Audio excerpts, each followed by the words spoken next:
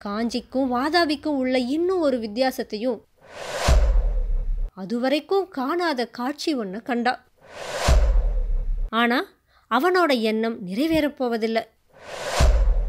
இந்த நேரத்துக்கெல்லாம் அந்த பல்லவ நாட்டு ஸ்திரீகளும் புருஷர்களும், எங்களை காப்பாத்துற சக்தி உனக்கு உண்டு தாயே, ஆனால் அதற்கு ஒரு நிபந்தனை உண்டு. 1300 வருடங்களுக்கு முன்னாடி பரத கண்டத்தில் பிரசித்தி பெற்றிருந்த 3 சாம்ராஜ்ய தலைநகரங்களில் வாதாபியும் ஒன்று. கன்யாகுப்ஜத்தையும் காஞ்சியையும் போலவே வாதாபி நகரத்துடைய புகழும் அந்த நாட்களில் கடல் கடந்து வெகு தூரம் சென்றிருந்துச்சு. ஒவ்வொரு தடவை திக்விஜயம் செய்து திரும்புறப்பவும் புலிகேசியுடைய படை வீரர்கள் வெற்றி கொண்ட தேசங்களிலிருந்து ஏராளமான செல்வங்களை கொண்டு வந்து வாதாபியில் சேர்த்து வந்தாங்க. இதனால் வாதாபி நகரம் வளம் கொளிக்கும் நகரமாக அந்த காலத்தில் விளங்குச்சு. அந்த நகரத்தில் வர்த்தகம் சிறந்தோங்கி இருந்துச்சு. தூர தூர தேசங்களிலிருந்தெல்லாம் அந்த நகருக்கு ரத்தின வியாபாரிகள் வந்து போயிட்டு இருந்தாங்க. பிரசித்தி பெற்ற ஜைன ஆலயங்களும் பௌத்த மடங்களும் வாதாபியில் இருந்தபடியால் பற்பல நாடுகளில் இருந்தும் யாத்ரீகர்கள் அந்த நகரத்துக்கு வருவதுண்டு. இதனால் எல்லாம் வாதாபி நகரம் எப்போதும் கலகலப்பாகவே இருந்து வந்துச்சு. அதிலும் சக்கரவர்த்தி தலைநகரில் இருக்கிறப்ப கேட்க வேண்டியதே இல்லை. சக்கரவர்த்தியை பேட்டி காண்பதற்காக சிற்றரசர்கள் காணிக்கைகளோடு வருவாங்க.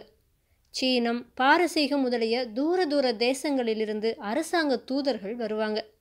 மாட மாளிகைகள் கூட கோபுரங்களோடு விளங்கிய வாதாபியுடைய வீதிகள் எப்பவுமே திருவிழா காலத்தை போல ஜனக்கூட்டம் நிறைந்து விளங்கும். வண்டிகள் வாகனங்களுடைய சப்தம் ஓயாம கேட்டவண்ணும் இருக்கும். வாதாபி நகரில் வீதி காட்சிகளை பார்த்து கொண்டு சிவகாமி பல்லக்கில் போயிட்டு இருந்தப்ப அவளோட உள்ளம் அடிக்கடி காஞ்சியையும் வாதாபியையும் ஒப்பிட்டு கொண்டு இருந்துச்சு. பழமையான காலத்திலிருந்தே செல்வமும் பண்பாடும் சேர்ந்து வளர்ந்து வந்த நகரத்துக்கும் திடீர்னு செல்வம் படைத்து செழிப்படைந்த புது பட்டணத்துக்கும் உள்ள வித்தியாசங்கள் அவளுக்கு நல்லா புலனாகி வந்துச்சு. காஞ்சியில் செல்வத்திற் சிறந்த சீமான்களும் சீமாட்டிகளும் ஆடை ஆபரணங்கள் பூணுவதில் அடக்கம் காட்டுவாங்க. அவர்களோட அலங்காரங்களில் கலை உணர்ச்சியே பிரதானமாக இருக்கும். ஆனால் இந்த நகரத்திலோ எங்கே பார்த்தாலும் யாரை பார்த்தாலும் படாடோபமும் பகட்டும் தாண்டவமாடுச்சு. காஞ்சி வீதிகள்லாம் தெரிஞ்சவங்க சந்திச்சா ஒருத்தருக்கொருத்தர் அன்புடனும் மரியாதையுடனும் முகமன் கூறிக்கொண்டாங்க. வாதாபியுடைய தெருக்களிலோ தெரிஞ்சவங்க சந்திக்கிறப்போ இடி முழக்க ஒளியில் சிரித்து ஆர்ப்பரிச்சாங்க. காஞ்சியில் எஜமானர்கள் வேலைக்காரர்களுக்கு கட்டளையிடும்போது கூட அன்புடனும் ஆதரவுடனும் பேசினாங்க. ஆனால் வாதாபியில் எஜமானர்கள் வேலைக்காரர்கள் கிட்ட பேசுகிறப்ப கடுமையான மொழிகளையும் துர்வசனங்களையும் கையாண்டாங்க. இவற்றையெல்லாம் தவிர காஞ்சிக்கும் வாதாபிக்கும் உள்ள இன்னும் ஒரு வித்தியாசத்தையும் சிவகாமி கவனிச்சா. காஞ்சி வீதிகளில் புத்த பிக்ஷுக்கள், திகம்பர சமணர்கள், வைதிக சந்நியாசிகள், ஆண்டிகள், கபாலிகர்கள், வெறும் பிச்சைக்காரர்கள் இவங்கெல்லாம் மொய்த்து கொண்டு வீதியில் போகிறவங்க வரவங்களுடைய பிராணனை வாங்கிறது வழக்கம். தர்ம புத்தியுள்ள தனவான்கள் அதிகம் இருக்கிற இடத்துல யாசகர் கூட்டமும் அதிகமாக பெருகிவிடும் போலும். வாதாபியின் வீதிகளில் அந்த மாதிரி பிக்ஷுக்களும் யாசகர்களும் அதிகம் காணப்படலை. தர்மம் கொடுப்பவர்கள் இல்லாதபடியால் யாசகர்களும் இல்லை போலும். இந்த மாதிரியெல்லாம் எண்ணமிட்டு கொண்டும் வாதாபியுடைய செல்வ வளத்தை வியந்து கொண்டும் சிவிகையில் போன சிவகாமி ஒரு நாட்சந்தி மூலையில் அதுவரைக்கும் காணாத காட்சி ஒன்று கண்டா. ஸ்திரீகளும் புருஷர்களும் அடங்கிய ஒரு கூட்டம் அங்கே நின்றுச்சு. அவங்க ஒவ்வொருவருடைய கரங்களும் சேர்த்து கட்டப்பட்டிருந்துச்சு. அப்படி பந்தமுற்ற கைகளோடு தலை குனிந்து நின்ற கும்பலை சுற்றி யமகிங்கரர்களை போன்ற முரடர்கள் சிலர் கையில் பெரிய பெரிய சாட்டைகளோடு நின்னாங்க. இந்த காட்சியை பார்க்கிறப்பவே சிவகாமியுடைய உள்ளம் பதைச்சுது. கைகள் கட்டுப்பட்டு நின்ற ஸ்திரீ புருஷர்கள் தமிழகத்தை சேர்ந்தவங்க அப்படின்னு தோன்றியபடியால் அவளுடைய மனவேதனை பன்மடங்காச்சு. பல்லக்கு நிறுத்தி அவங்களுக்கு பக்கத்தில் போய் விசாரிக்கலாமா அப்படின்னு சிவகாமி ஒரு கணம் நினச்சா. ஆனால் அதுக்கு வேண்டிய மனோதைரியம் அவளுக்கு ஏற்படலை. சிவிகை மேலே போச்சு. நாட்சந்தி முனையிலிருந்து சிவிகை கொஞ்ச தூரம் போனதுக்கு அப்புறமா சிவகாமி தடுக்க முடியாத ஆவலினால் திரும்பி பார்த்தா. அந்த கூட்டத்தில் இருந்தவங்களில் சிலர் கட்டப்பட்ட கைகள்னால தன்னுடைய சிவிகையை சுட்டி காட்டுவது போலவும் கண்ணீர் ததும்பிய கண்களால் தான் போகும் திசையை உற்று பார்ப்பது போலவும் அவளுக்கு தோன்றுச்சு. உடனே சிவகாமி தன்னுடைய பார்வையை திருப்பிக் கொண்டா. பல்லக்கு சுமந்தவர்களை நேரா வீட்டுக்கு போகும்படி கட்டளையிட்டா. வீடு போய் சேர்ந்ததும் சிவகாமி தான் கண்ட காட்சியை தாதி கிட்ட சொல்லி அதை பற்றி ஏதேனும் தெரியுமான்னு கேட்டா.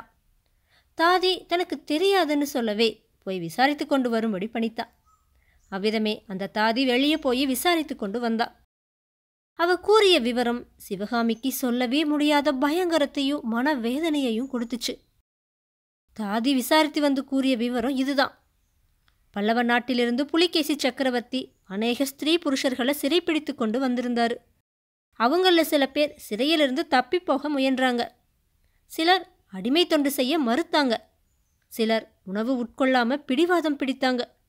இத்தகைய குற்றங்களை செய்த கலகக்காரர்களை வாதாபி நகரத்துடைய நாட்சந்திகளில் நிறுத்தி சாட்டையினால் அடிக்கும்படியா புலிகேசி சக்கரவர்த்தி கட்டளையிட்டிருக்காரு. இந்த சாட்டையடி உற்சவம் இன்னைக்குத்தான் ஆரம்பமாக இருக்குது. இன்னும் 2 மாதம் வரையில் நடக்கும்.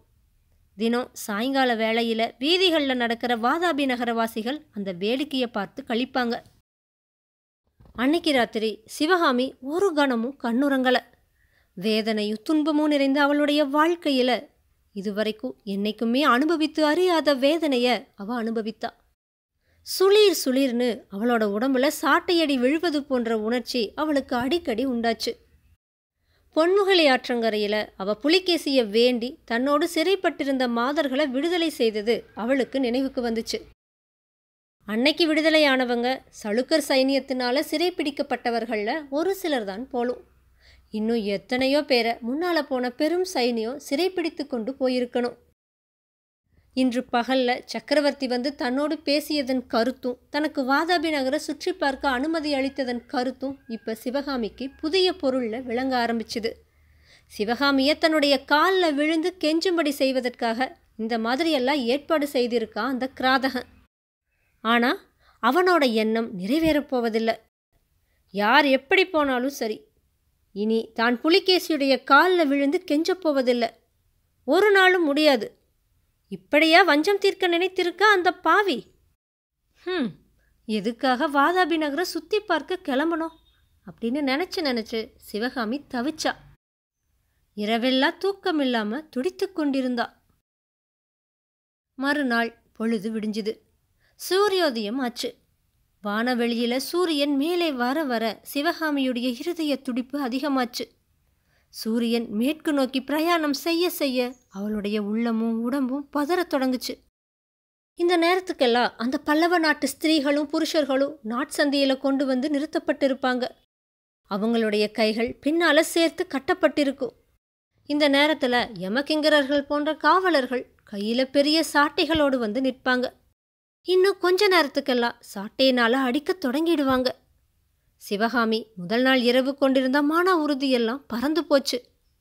பரபரப்பா பல்லக்கு கொண்டு வரும்படி வாசற்காவலர்கள் கிட்ட கட்டளையிட்டா. பல்லக்கு வந்ததும் அதில் விரைந்து ஏறிக்கொண்டு நேற்று பார்த்த நாட்சந்தி முனைக்கு போகும்படி சொன்னான். நாட்சந்தியின் சமீபத்தில் இன்னைக்கு சிவகாமியுடைய சிவிகை போய் சேர்ந்தப்ப அங்கே கரங்கள் கட்டப்பட்டு நின்றவர்கள்கிட்ட நேற்று காணாத கிளர்ச்சியை இன்று கண்டா. அவங்க ஒருவருக்கொருவர் ஏதோ பேசிக்கொண்டாங்க. அவங்கள பலர் சிவகாமியை நோக்கி, அம்மா, தாயே, எங்களை காப்பாத்து அப்படின்னு கூச்சலிட்டாங்க. எதிர்பாராத இந்த அபய கூக்குரல்னால சிவகாமியோட உள்ளம் பெரும் குழப்பமடைஞ்சுது. ஐயோ, இவங்களை காப்பாத்துற சக்தி உண்மையாவே நம்மக்கிட்ட இருக்கலாகாதா அப்படிங்கிற ஏக்கம் ஒரு பக்கம் அவளுக்கு உண்டாச்சு. பல்லக்க தரையில் இறக்க சொல்லி தானும் இறங்கி கூட்டத்தை அணுகுனான். மறுபடியும், அம்மா, தாயே, எங்களை காப்பாத்து அப்படிங்கிற கூக்குரல்கள் அந்த கூட்டத்திலிருந்து எழுந்துச்சு. சிவகாமி அவங்களுக்கு பக்கத்தில் இன்னும் நெருங்கி போனான். அவங்களில் சிலருடைய உடம்புல முன்னமே சாட்டையடிப்பட்ட காயங்களை கண்டா. அந்த காயங்களிலிருந்து ரத்தம் கசிந்து கொண்டிருப்பதையும் தரையில் பல இடங்களில் ரத்தம் சொட்டி கரையாகி இருப்பதையும் பார்த்தா. சிவகாமியுடைய தலையே சுத்துச்சு, வயிறு குமட்டுச்சு, மயக்கம் வந்துச்சு. அதையெல்லாம் சமாளித்து கொண்டு ஒருவாறு சித்தத்தெளிவை நிலைநாட்டி கொண்டா. கூட்டத்தில் அவளுக்கு சமீபத்தில் நின்ன ஸ்திரீயை பார்த்து, அம்மா, உங்களை காப்பாற்றும்படி என்ன வேண்டிக் கொள்கிறீர்களே, அது ஏன்? உங்களை போல நானும் ஒரு அபலை பெண் தானே, சளுக்கரால சிறைப்பிடித்து கொண்டு வரப்பட்டவள் தானே, உங்களை காப்பாற்றுற சக்தி எனக்கு ஏது அப்படின்னு கேட்டா. எங்களை காப்பாத்துற சக்தி உனக்கு உண்டு தாயே. அதோ அந்த ராட்சதனை கேளு, அவன்தான் அப்படி சொன்னான் அப்படின்னு அந்த ஸ்திரீ சொன்னான். அவ சுட்டி காட்டின ராட்சத வடிவம் கொண்ட வீரர் தலைவனை சிவகாமி அணுகுனான். வாதாபிவாசிகள் பேசின கலப்பு பாஷையில், ஐயா, இவங்களையே இப்படி சாட்டையால் அடித்து சித்திரவதை செய்யறீங்க, வேண்டாம், இந்த படுபாதக செயலை நிறுத்துங்க அப்படின்னு சொன்னான். அந்த வீரர் தலைவன் கலகலன்னு சிரிச்சான். என்னவோ யோசிப்பவன் மாதிரி கொஞ்ச நேரம் இருந்துட்டு அதுக்கப்புறமா, நாங்கள் என்ன செய்வோம் தாயே, சக்கரவர்த்தியின் ஆக்ஞை அப்படின்னு சொன்னான். அப்படியானால் கொஞ்ச நேரம் பொறுத்திருங்கள், நான் உங்கள் சக்கரவர்த்தியிடம் சென்று வேண்டிக் கொண்டு பார்க்கிறேன், அதுவரையில் அப்படின்னு சிவகாமி சொல்லுறதுக்குள்ள அந்த வீரன், வேண்டாம் அம்மா, சக்கரவர்த்தியிடம் நீ போகவே வேண்டாம். இவர்களை சாட்டையால் அடிப்பதை நிறுத்தும் அதிகாரம் உன்னிடமே இருக்கிறது. நீ சொன்னால் நிறுத்தி விடுகிறோம், ஆனால் அதற்கு ஒரு நிபந்தனை உண்டு அப்படின்னு சொன்னான். அந்த வீரன் முதல்ல கூறிய வார்த்தைகளை வியப்போடும் உவகையோடும் கேட்ட சிவகாமி, நிபந்தனை அப்படின்னு சொன்னதும் திடுக்கிட்டா. இதில் ஏதோ வஞ்சம் இருக்கணும் அப்படிங்கிற எண்ணத்தோடு, என்ன நிபந்தனை அப்படின்னு கேட்டா. நீ இந்த இடத்தில் எங்கள் எல்லோருடைய முன்னிலையிலும் நடனமாட வேண்டும். நீ ஆடும் வரையில் நாங்கள் இவர்களை அடிக்காமல் இருக்கிறோம். சூரியன் அஸ்தமிக்கும் வரையில் நீ ஆடிக்கொண்டிருந்தால் நாங்களும் பார்த்து கொண்டே இருப்போம். சூரியன் அஸ்தமித்ததும் நீ வீட்டுக்கு திரும்பலாம். நாங்கள் இவர்களை சிறையிலே கொண்டு போய் சேர்ப்போம்.